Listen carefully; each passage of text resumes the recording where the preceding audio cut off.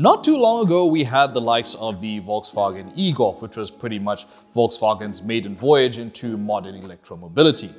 Right now, we have the ID range, starting with this ID.4 Pro right over here. And basically, this is set to bring electromobility for the masses at an affordable price. This is a quick review. My name's Taye. Let's get on with it. Search AutoTrader.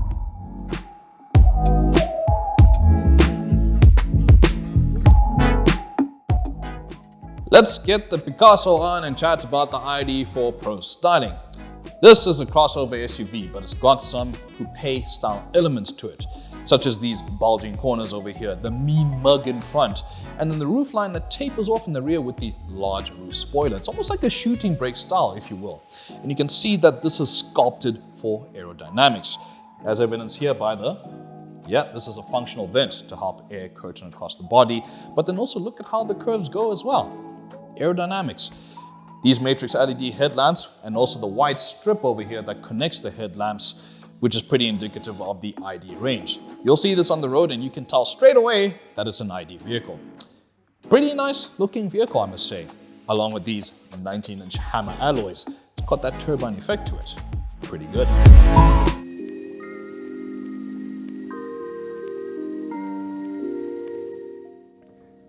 And we make our way to the power plant of the vehicle. This is theoretical pointing.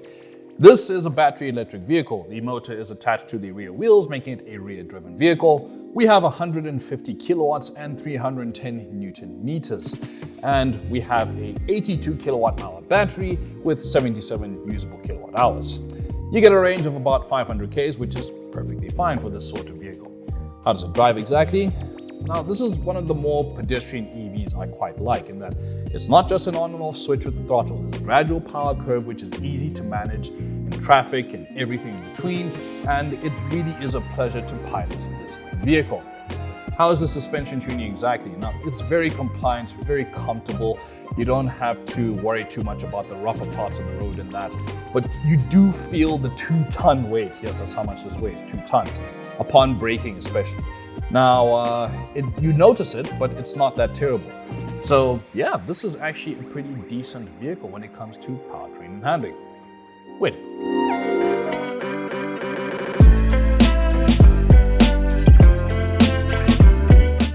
Welcome to my EV lounge. This is the ID.4 Pro's interior.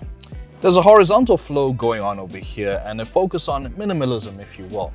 And a huge emphasis on touch controls, as evidenced by the interfaces here, except maybe the haptics on the steering wheel.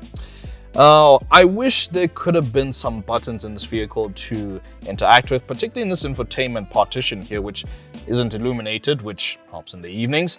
And there's even a menu for the climate controls also. But I wish that could have had controls for the blower fans, for example, and maybe even the AC and that.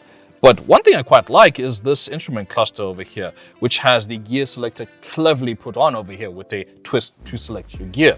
That's a really nice design feature, I must add. And as a whole, this cabin is quite roomy. It's quite spacious, especially in the rear where you actually have quite a bit of headroom, which when you think of the shooting brake style of this vehicle, that's actually quite cleverly designed.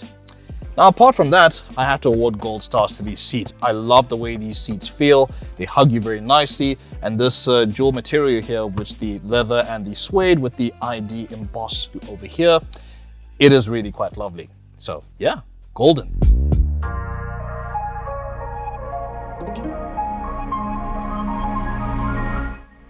Now, there's a lot to like about the Volkswagen ID.4 Pro.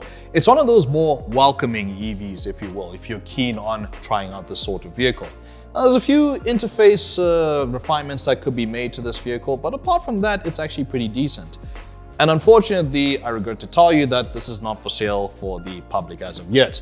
There is going to be a leasing program in 2025, but this is only going to be officially on sale in South Africa in 2026. So I can't give you pricing now, unfortunately.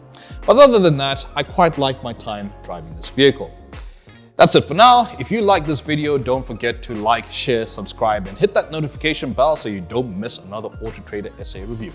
And don't forget, if you're looking to buy or sell a vehicle, whether it's used or new, don't forget that AutoTrader is the #1 marketplace in South Africa. That's it for now. I'll be seeing you all around. Cheers.